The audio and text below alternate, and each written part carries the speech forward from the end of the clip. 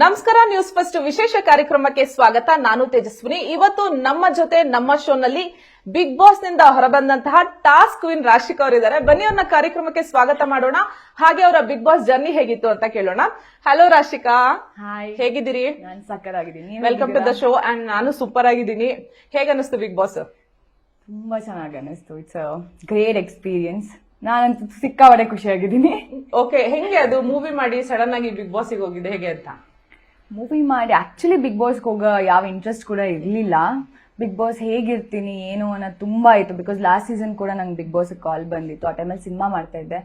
ಅಂದ್ರೆ big boss ಹೋಗ್ಬೇಕು ಅಂತ ನಮ್ಮ ಮನೇಲಿ ಎಲ್ಲರಿಗೂ ಇಷ್ಟ ಆಯ್ತು. ಬಟ್ ನನಗೆ ಪರ್ಸನಲಿ ಹೇಗಿರ್ತೀನಿ, ಸಿಚುವೇಶನ್ಸ್ ಹೇಗೆ ಹ್ಯಾಂಡಲ್ ಮಾಡ್ತೀನಿ ಅನ್ನೋ ನನಗೆ ದೊಡ್ಡ ಕ್ವೆಶನ್ ಮಾರ್ಕ್. ಅದು ಕಾಲ್ ಬರುತ್ತೆ, ಓಕೆ ಫೈನ್, ಇದೊಂಥರ ಚಾಲೆಂಜಿಂಗ್ ಆಗಿದೆ, ಹೋಗೋಣ ಅಂತ ಡಿಸ್ಕಸ್ ಮಾಡ್ತೀನಿ ಮನೆಯವ್ರ ಜೊತೆ. ನಮ್ಮನೆಲ್ಲ ಓಕೆ ಫೈನ್, ನೀನು ಆಡ್ತೀಯಾ, ನೀನ್ ಯಾರ ಜೊತೆನೂ ಮಾತಾಡಲ್ಲ. ನನಗೆ ಇಷ್ಟ ಆದ್ರೆ ಮಾತ್ರ ತುಂಬಾ ಮಾತಾಡ್ತೀನಿ, ಇಲ್ಲ ಅಂದ್ರೆ ಅವ್ರ ಜೊತೆ ಮಾತಾಡೋದೆಲ್ಲ ಸಿಕ್ಕಾಪಟ್ಟೆ ಕಡಿಮೆ ನನಗೆ. ಅವ್ರ ಹಾಯ್ ಅಂದ್ರೆ ನಾನು ಹಾಯ್ ಅಂತೀನಿ ಇಷ್ಟೇ.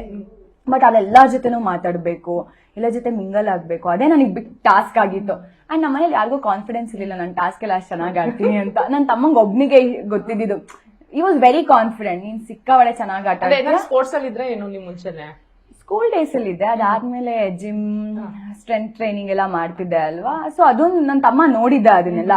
ಬಟ್ ನಮ್ಮನೇಲಿ ಯಾರಿಗೂ ಅಷ್ಟು ಕಾನ್ಫಿಡೆನ್ಸ್ ಇರ್ಲಿಲ್ಲ. ಇವ್ಳು ಟಾಸ್ಕ್ ಅಂತ ಬಂದ್ರೆ ಎದ್ರುಕೋತಾಳ ಅನ್ಸತ್ತಲ್ಲ, ತುಂಬಾ ಅವ್ರಿಗೆ ಕನ್ಫ್ಯೂಷನ್ಸ್ ಇತ್ತು. ಬಟ್ ಎಸ್, ಫೈನಲಿ ನಾನು ಬಿಗ್ ಬಾಸ್ಗೆ ಹೋದೆ. ಆ ಕನ್ಫ್ಯೂಷನ್ಸ್ ಇಂದಾನೆ ಹೋದೆ. ಬರ್ಬೇಕಾದ್ರೆ ಫುಲ್ ಏನಂತ ಹೇಳಿ ಕಾನ್ಫಿಡೆಂಟ್ ಆಗಿ ಆಚೆ ಬಂದೆ. ಓಕೆ,